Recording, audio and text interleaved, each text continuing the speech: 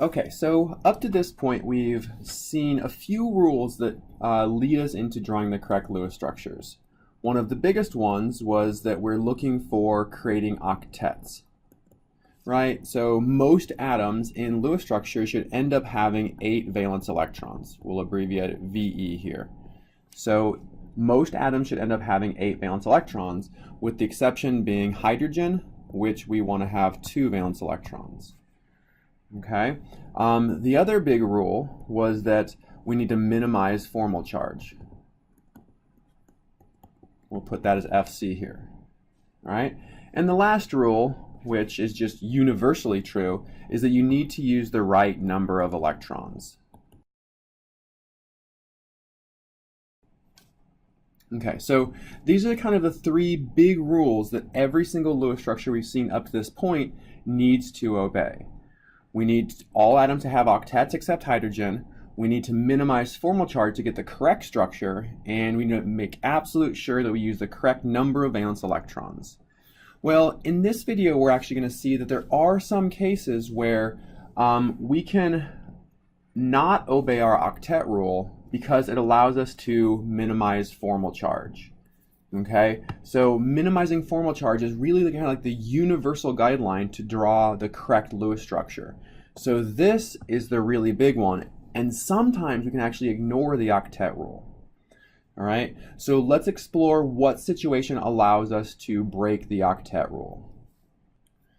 Okay, so let's consider the elements in our periodic table. We know that things in the first row are in the first shell, right? So hydrogen here is in the first shell, meaning we have a 2 electron capacity, right? Which is why hydrogen can never accept more than 2 valence electrons.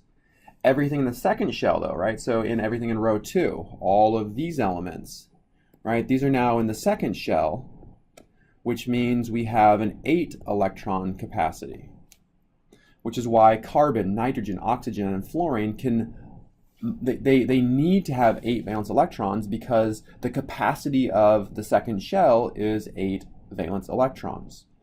But once we move down into the third row, right, so now our third shell, these are n equals 3. Well, the capacity of the third shell is now 18 electrons, right? And it's 18 electrons because the third shell actually contains d orbitals. Even if we haven't used them yet, they're there. The third shell does have d orbitals, meaning that there's a possibility of putting more than 8 valence electrons onto an atom. And this becomes really important when drawing the Lewis structure of compounds that contain things like phosphorus or silicon or sulfur or chlorine or bromine or selenium, right? Anything in the third row or below on the periodic table has the potential to expand the octet, to have more than 8 valence electrons. Okay, and this is going to happen because expanding the octet allows the molecule to minimize formal charge. Let's see an example of this. So let's consider sulfate, right? We know sulfate is one of our common polyatomic ions. It's SO4 2-. Every atom here has 6 valence electrons, and we have 2 extra electrons to work with because we're an anion. So sulfur is less electronegative than oxygen, so sulfur is going to be in the middle. There's our 6 valence electrons. Our oxygen, we'll put all of the oxygens around the sulfur.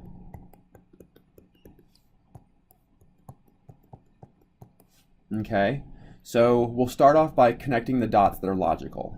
Okay, so let's connect a dot here and here. We know all atoms need to be synced up, right? They need to be bound together. So let's go ahead and make a bond here and a bond here. This leaves us with unpaired electrons here, here, here, here, here, and here. So each oxygen has 1 unpaired electron, and the central sulfur has 2 unpaired electrons. What I'll note right now is that if we look at this sulfur, it currently has, let's change colors here, it currently has 2, 4, 6, 8, 9, 10 valence electrons. So sulfur right now is not obeying the octet rule. So let's go ahead and adjust this, flipping electrons around a little bit. Okay, so let's start off by moving this electron and pairing it up here, and moving this electron and pairing it up here. Okay, so let's redraw this. So we have sulfur in the middle.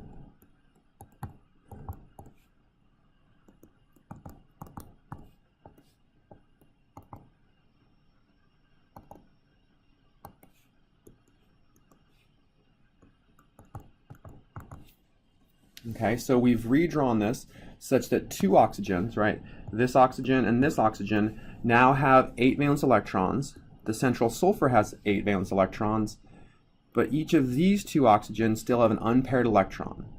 We can fix that problem by remembering that we have these extra 2 valence electrons to add on. So we can go ahead and add 1 electron to each of these. Okay, and now this compound, this structure of sulfate, obeys the octet rule. It obeys the octet rule. We've used the correct number of valence electrons, so this would seem to be the proper structure. But we need to consider formal charge. Okay, if we go through and assign formal charge, I'll note that all the oxygens look the same here, right? So each oxygen has 3 lone pairs and 1 bond. So for each oxygen, we need to have 6, but we actually have 7, giving us a -1 formal charge. So every single oxygen has a -1 formal charge. The sulfur should have 6. We have 1, 2, 3, 4. So the sulfur actually has a +2 formal charge.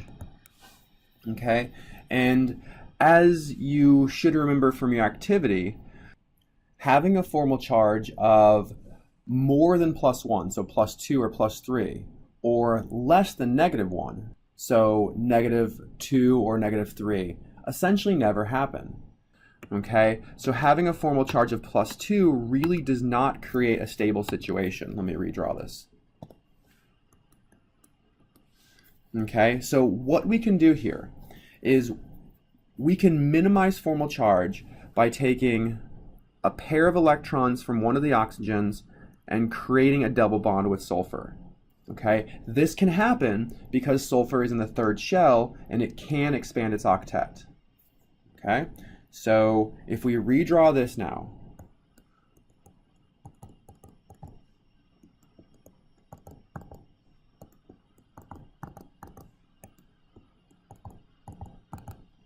okay, and if we were to assign formal charge, we would see we have -1, -1, -1. There's no formal charge on this oxygen, but our sulfur still is a +1. So we can fix this problem by taking 1 more pair of electrons and creating a double bond with sulfur. Okay, so redrawing this, we have sulfur with 2 single bonds and 2 double bonds. Formal charge-wise, we have a -1 on this oxygen, a -1 on this oxygen, but now the other 3 atoms have no formal charge. So our formal charges, right, so our formal charge of -1 and -1 add up to the total charge in the molecule, and we have the formal charge distributed to different atoms. Okay, so this is the correct Lewis structure of sulfate. It's correct because formal charge is minimized. Okay, but to minimize formal charge, we had to recognize that this central sulfur has the ability to expand its octet, to accept more than 8 valence electrons. And that's possible because sulfur is in the 3rd shell, and atoms in the 3rd shell can have more than 8 valence electrons.